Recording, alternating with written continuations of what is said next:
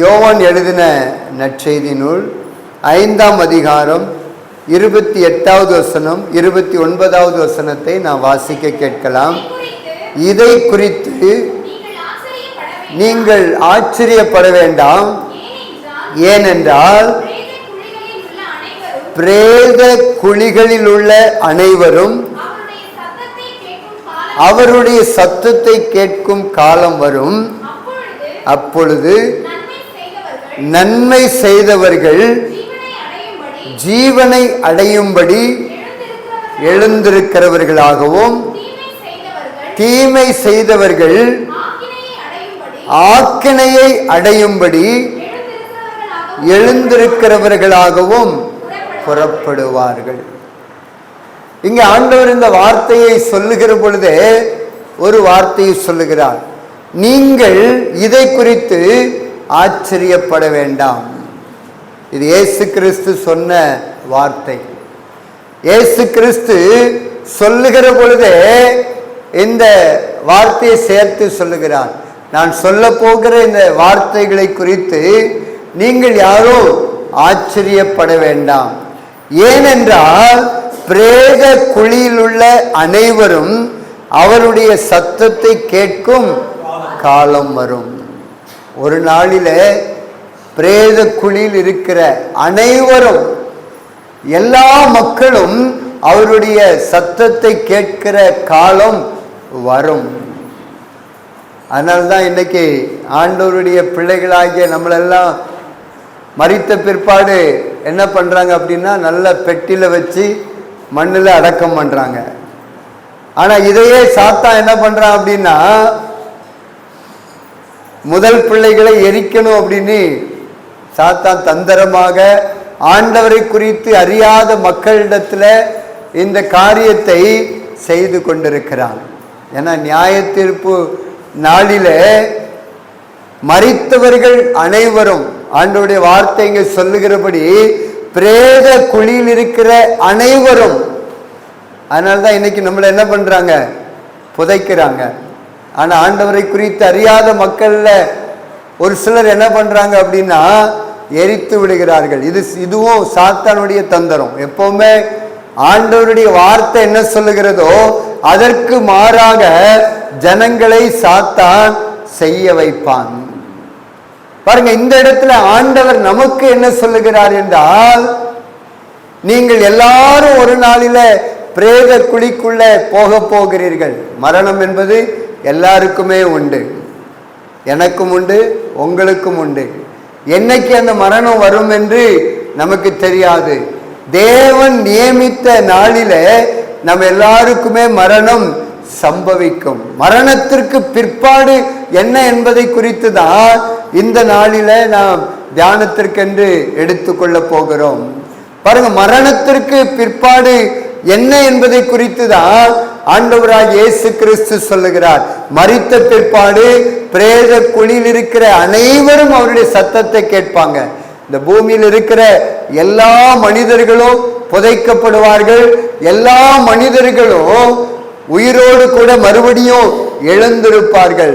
ஆனால் எழுந்திருந்த பிற்பாடு என்ன நடக்கும் என்பதை தான் ஆண்டவர் 29வது வசனத்தில் சொல்லுகிறார்.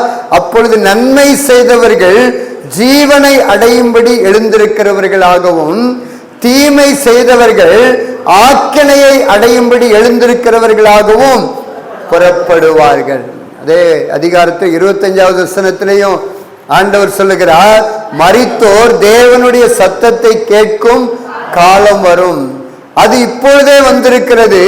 அதை கேட்கிறவர்கள் பிழைப்பார்கள் என்று மெய்யாகவே மெய்யாகவே உங்களுக்கு சொல்லுகிறேன். 24வது வசனத்திலேயே ஆண்டவர் சொல்றார், என் வசனத்தை கேட்டு என்னை அனுப்பினவரை விசுவாசிக்கிறவனுக்கு நித்திய ஜீவன் உண்டு.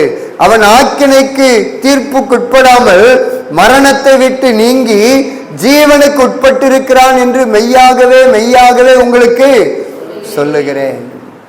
ஆண்டவர் இதெல்லாம் சொல்லிட்டு தான் பிற்பாடு சொல்லுகிறார், நன்மை செய்தவர்கள் ஜீவனை அடையும்படிக்கு. இந்த பூமியில வாழ்கிற நாட்களில நன்மை செய்தவர்கள் பரலோக ராஜ்யத்திற்குள்ள போவார்கள், நித்திய ஜீவனுக்குள்ளே போவார்கள் என்று ஆண்டவராகிய இயேசு இங்க சொல்லுகிறார். ஆனா அதே நேரத்தில் இந்த பூமியில வாழ்கிற நாட்களில நாம் தீமை செய்வோம் என்றால் அதற்கு ஏற்ற ஆக்கினையும் அதற்கேற்ற தண்டனையும் உண்டு என்று ஆண்டவராகிய இயேசு கிறிஸ்து தெளிவாக எழுதி வைத்திருக்கிறார். இதை குறித்து நம்ம வெளியே போய் சொன்னா ஜனங்கள் ஆச்சரியமா கேட்பாங்க. பிரேத குழியில் இருக்கிற எல்லாரும் ஒரு நாளில உயிரோடு கூட எழும்புவார்கள் என்று நாம் சொன்னால் நிறைய பேர் நம்ப மாட்டாங்க. இதெல்லாம் நடக்குமா, இதெல்லாம் சாத்தியமாகுமா அப்படின்னு இன்னைக்கு புறஜாதி மக்கள், ஆண்டவராகிய இயேசு கிறிஸ்துவை ஏற்றுக்கொள்ளாத மக்கள் சொல்லுவார்கள். ஆனா நமக்கு என்ன நம்பிக்கை அப்படின்னா, இதுதான் நம்பிக்கை. கிறிஸ்துவ வாழ்க்கை என்பது சாதாரணமான வாழ்க்கை அல்ல. சகலவிதமான போராட்டங்கள் ஊடாக நடந்து செல்லுகிற வாழ்க்கை தான் கிறிஸ்துவ வாழ்க்கை. அநேக உபத்திரவத்தின் ஊடாக நடந்து செல்லுகிற வாழ்க்கை தான் கிறிஸ்துவ வாழ்க்கை. ஆனா இத்தனை உபத்திரவங்களையும் இத்தனை போராட்டங்களையும் சகித்து தொடர்ந்து கிறிஸ்துவுக்குள்ள ஏன் வாழ்கிறோம் என்றால், ஒரு நாளிலே நம்ம மரிப்போம். மரித்த பிற்பாடு ஆண்டவருடைய சத்தத்தை நம்ம கேட்போம், மறுபடியும் உயிரோடு கூட எழும்புவோம், பரலோக ராஜ்யத்திற்கு செல்லுவோம் என்கிற அந்த ஒரே ஒரு நம்பிக்கையில தான் இன்றைக்கு நீங்களும் நானும் எத்தனை பிரச்சனை வந்தாலும் சரி, எத்தனை போராட்டம் வந்தாலும் சரி, நான் தொடர்ந்து இயேசுவை பின்பற்றி போவேன் என்று நாம செயல்பட்டு கொண்டிருக்கிறோம். இந்த ஒரு நம்பிக்கைக்காகத்தான் கிறிஸ்தவமே. மீதி எல்லாத்திலையுமே எல்லா காரியமும் எழுதப்பட்டிருக்கிறது. ஆனால் கிறிஸ்தவத்துல மாத்திரம்தான், வேதத்துல மாத்திரம்தான் மரித்த பிற்பாடு என்ன என்பதை குறித்து தெளிவாக சொல்லப்பட்டிருக்கிறது. எத்தனையோ புராணங்கள் இருக்கிறது, எத்தனையோ வேதங்கள் இருக்கிறது. ஆனால் நம்ம கையில கொடுக்கப்பட்டிருக்கிற சத்திய வேதத்துல மாத்திரம்தான் ஒரு மனிதனுக்கு மரணத்திற்கு பிற்பாடு என்ன சம்பவிக்கும் என்பதை குறித்து ஆண்டவர் தெளிவாய் எழுதி கொடுத்திருக்கிறார். ஆகையினாலதான் எத்தனை பிரச்சனை வந்தாலும் சரி, எத்தனை போராட்டம் வந்தாலும் சரி, நான் இயேசுவை பின்தொடருவேன், இயேசுவுக்காக செயல்படுவேன், இயேசுவுக்காக ஓடுவேன், இயேசுவுக்காக ஊழியம் செய்வேன் என்று நாம செய்து கொண்டிருக்கிறோம். நம்ம எல்லாரும் ஒரு நாளில உயிரோடு கூட எழும்ப போகிறோம். ஆண்டவர் மத்திய வானத்துல வருகிற பொழுது முதலாவது கிறிஸ்துவுக்குள் மரித்தவர்கள் உயிரோடு கூட எழும்புவார்கள். உங்களுக்கு புரிகிறதுக்காக சொல்றேன்.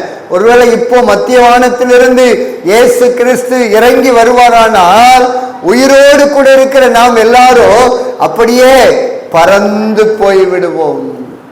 நாம் எல்லாரும் அப்படியே முதல்ல ஆண்டவருடைய சமூகத்திற்கு, மத்திய வானத்திற்கு நாம பறந்து போய் விடுவோம். அதற்கு பிற்பாடு கிறிஸ்துவுக்குள் மரித்தவர்களும் உயிரோடு கூட எழுந்திருப்பார்கள். உயிரோடு எழுந்திருப்பாங்க. உயிரோடு கூட இருக்கிற நாம் எல்லாரும் அப்படியே மறுரூபமாக்கப்பட்டு மரித்தவர்கள், உயிரோடு இருக்கிறவர்கள் எல்லாருமே மத்திய வானத்திற்கு போய் விடுவோம். அதற்கு பிற்பாடு ஆண்டவர் என்ன பண்ணுவார்னா, ஒரு பெரிய ஒரு நியாய தீர்ப்பை இந்த பூமியில வைத்திருக்கிறார். அந்த நியாய தீர்ப்புக்கு நாம தப்ப வேண்டும். அந்த நியாய தீர்ப்பு நாளில ஆண்டவர் நம்மளை பார்த்து சொல்லணும், என் பிதாவினாலே ஆசீர்வதிக்கப்பட்டவர்களே பரலோக ராஜ்யத்திற்குள்ள போங்க அப்படின்னு ஆண்டவர் நம்மளை பார்த்து சொல்லணும். இந்த நியாய தீர்ப்பு நாளை குறித்து தான் அப்போஸ்தலனாகிய பவுல் சொல்கிறார். சரீரத்தில் அவனவன் செய்த நன்மைக்காவது தீமைக்காவது தக்க பலனை அடையும்படிக்கு நாம் எல்லாரும் நியாயாசனத்திற்கு முன்பாக நிற்போமே. அவரையும் சேர்த்துதான் சொல்றார், நானும் உங்க கூட நியாயம் தீர்க்கப்படுவதற்காக நான் நிற்பேன் அப்படின்னு ஆண்டவர் சொல்லுகிறார். அதனால நியாய தீர்ப்பு நாளுக்கு ஒருவரும் தப்ப முடியாது. மரித்தவர்கள் எல்லாரும் உயிரோடு கூட ஒரு நாளில் எழும்புவார்கள். இந்த நம்பிக்கை வேற எங்கேயுமே கிடையாது. இயேசு கிறிஸ்து மாத்திரம்தான் இந்த நம்பிக்கையை நமக்கு கொடுத்திருக்கிறார்.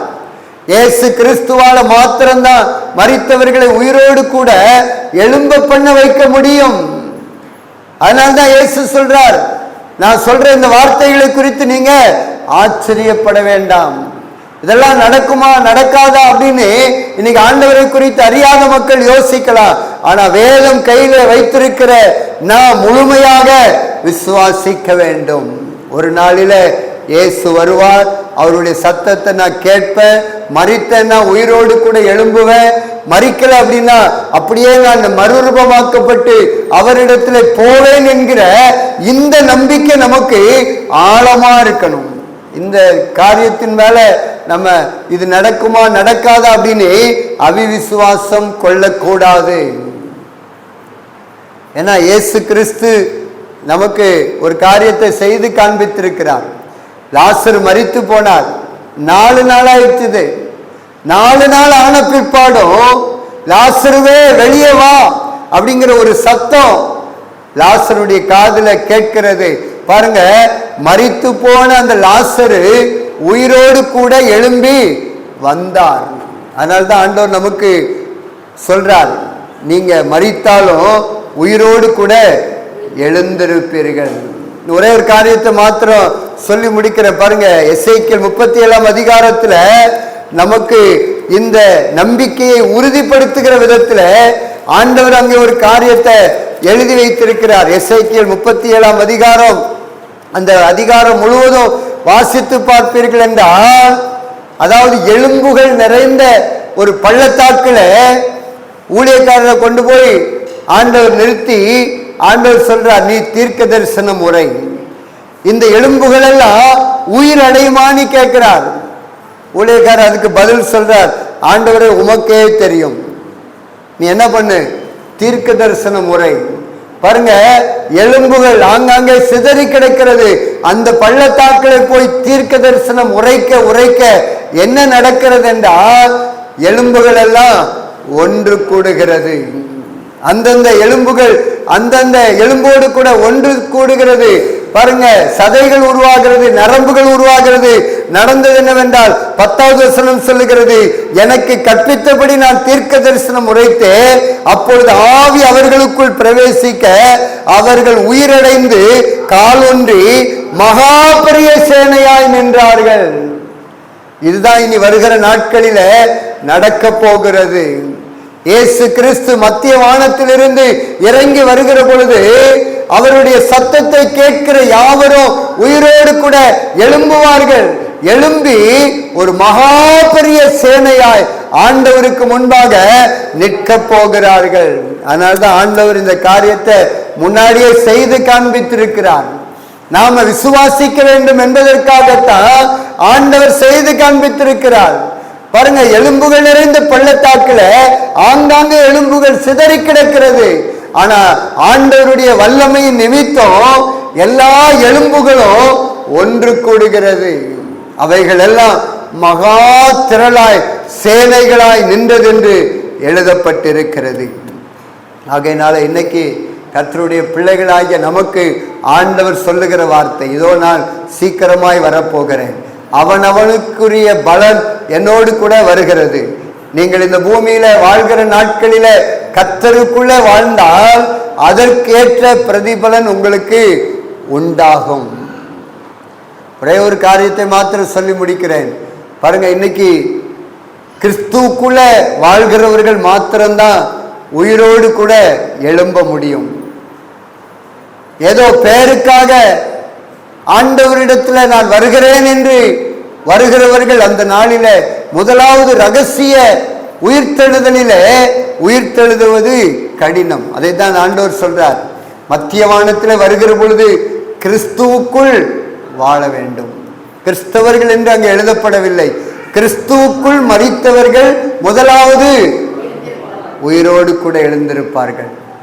அதனால இந்த பூமியில வாழ்ற நாட்கள்ல கிறிஸ்துவுக்குள் வாழணும். கிறிஸ்துவுக்குள்ள வாழ்ற வாழ்க்கை அப்படின்னா பழையனவைகள் எல்லாம் ஒளிந்தன, எல்லாம் புதிதாகின.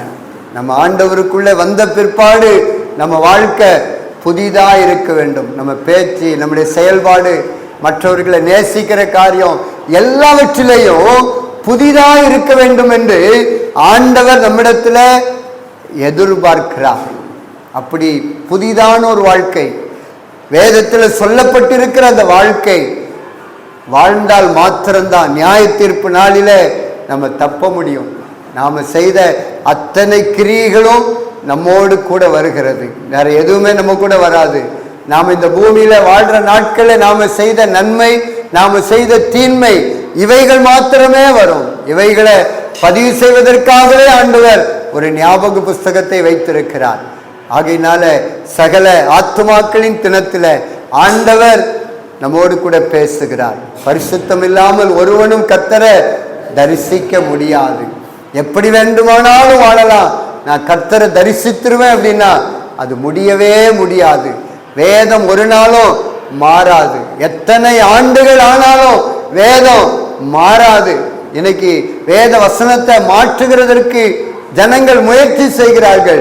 வேத வசனம் ஒரு நாளும் மாறாது. எத்தனை நூற்றாண்டுகள் ஆனாலும் நாம தான் வேதத்திற்கு பின்னாடி போகணுமே தவிர வேதம் நமக்கு பின்னாடி ஒரு நாளும் வரவே வராது. நாம தான் ஆண்டவருக்கு பின்னாடி போகணுமே தவிர ஆண்டவர் நமக்கு பின்னாடி வளைந்து வரவே மாட்டார். இதெல்லாம் நாகரிக காலம், அப்படித்தான் இப்படிதான் சொல்றாங்க. ஆனா நியாய தீர்ப்பு நாளிலே ஆதியிலிருந்து இந்த நாள் வரைக்கும் இருக்கிற எல்லாரும் ஒரே மாதிரி நிற்பார்கள். ஒரே வேதம் தான் எல்லாரையும் நியாயம் தீர்க்க போகிறது. முதல் நூற்றாண்டுல இருக்கிற கிறிஸ்தவர்களையும் இந்த வேதம் தான் நியாயம் தீர்க்க போகிறது. 21வது நூற்றாண்டில் இருக்கிற நம்மையும் இந்த வேதம் தான் நியாயம் தீர்க்க போகிறது. ஆகையினால நியாய தீர்ப்பு உண்டு. அந்த நியாய தீர்ப்புல நம்ம தப்பிக்க வேண்டும் என்றால் இந்த பூமியில வாழ்ற நாட்கள்ல பரிசுத்தமாய் வாழ வேண்டும், உண்மையாய் வாழ வேண்டும், உத்தமமாய் வாழ வேண்டும், கரையில்லாமல் வாழ வேண்டும், பிழை இல்லாமல் வாழ வேண்டும். ஒவ்வொரு நாளும் ஆண்டவருக்குள்ள நம்மளை அர்ப்பணித்து ஒவ்வொரு நாளும் வேத வசனத்தின் மூலமாய் நம்மளை சரிப்படுத்தி நம்ம வாழ்ந்தால் மாத்திரமே நித்திய ஜீவனுக்குள்ள பிரவேசிக்க முடியும். எப்படி வேண்டுமானாலும் வாழலாம். கடைசி நேரத்தில் கள்ளனை எடுத்துக்கொண்டது போல ஆண்டவர் என்னை எடுத்துக்கொள்வார் என்று நினைத்து வாழ வேண்டாம். அது அவருடைய விருப்பம். கள்ளனை எடுத்துக்கொள்ளணும், அவருடைய ராஜ்யத்தில் அவன் பாவத்தெல்லாம் மன்னித்து சேர்த்து கொள்ளணும் அவர் விரும்பினார். அப்படி எல்லாருக்கும் விரும்புவார், எல்லாருக்கும் நடக்கும் அப்படின்னு நம்ம எதிர்பார்த்து ஏமாந்து போய்விடக்கூடாது. இந்த பூமியில வாழ்கிற நாட்களில நம்ம உண்மையாய் உத்தமமாய் நன்மை செய்து நம்ம வாழ்வோம் என்றால், தேவனுக்கு பிரியமான வாழ்க்கை வாழ்வோம் என்றால், பரலோகத்திலே போய் அவரோடு கூட தூதர்களை போல நம்ம அவருடைய சன்னிதானத்தில் எப்போது இரவும் பகலும் சேவிக்கிற அந்த பாக்கியத்தை நம்ம பெறுவோம். இல்லை என்றால் சாத்தானுக்காகவும் அவருடைய தூதர்களுக்காகவும் ஆயத்தம் பண்ணப்பட்ட நரகத்திற்கு இயேசுவே அனுப்பிடுவார். நீ இந்த பூமியில சரியா வாழல மகனே மகளே, நரகத்துக்கு போயிட்டு வான்னு அனுப்பிடுவார். ஆனா இந்த பூமியில ஆண்டவருக்காக உண்மை உத்தமமா வாழ்வோம் அப்படின்னா, வா மகனே நீ என்னுடைய ராஜ்யத்திற்குள்ள பிரவேசின்னு அனுப்புவான். ஆகையினால எப்படிப்பட்ட வாழ்க்கை வேண்டும் என்பதை நாமே தீர்மானித்து கொள்ள வேண்டும். நாம் நன்மை செய்தால் ஜீவனை பெற்றுக்கொள்ளுவோம், நாம் தீமை செய்தால் ஆக்கினை பெற்றுக்கொள்வோம். நம்ம எல்லாரும் அப்படியே நம்ம எழுந்து நிற்கலாமா? 5 நிமிடம் தேவ சமூகத்துல கேட்ட சத்தியத்திற்கு நம்மளை அர்ப்பணிக்கலாமா? கரை இல்லாமலே குற்றம் இல்லாமலே கர்த்தருக்காய் வாழ்ந்து முன்னேறுவோம். கரை இல்லாமலே குற்றம் இல்லாமலே கர்த்தருக்காய் வாழ்ந்து முன்னேறுவோம். ராஜா வருகிறார் ஆயத்தமாவோம், ராஜா வருகிறார் ஆயத்தமாவோம். வருகிறார்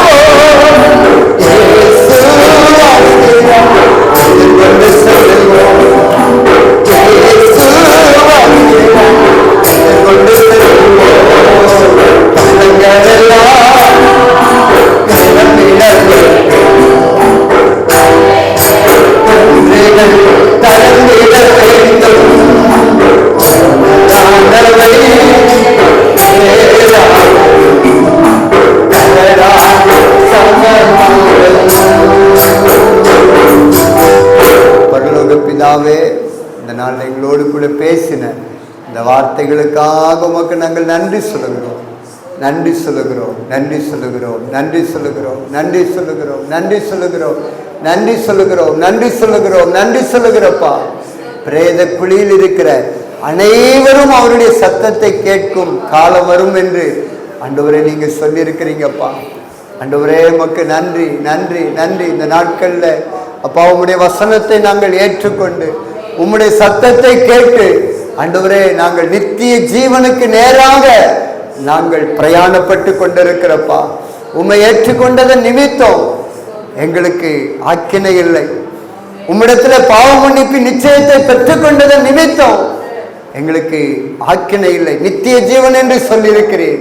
தகப்பனே, இந்த பூமியில வாழ்ற நாட்கள்ல நாங்கள் பரிசுத்தமாய் வாழ்ந்து உம்மை தரிசிக்கிறவர்களாய் வாழ்ந்து உண்மை உத்தமமாய் வாழ்ந்து எங்க ஓட்டத்தை முடிக்க எங்களுக்கு கிருபை தாங்கப்பா, கிருபை தாங்க. உங்க கரத்துல முற்றிலுமாக ஒப்பு கொடுக்கிறப்பா, முற்றிலுமாக ஒப்பு கொடுக்கிறோம்.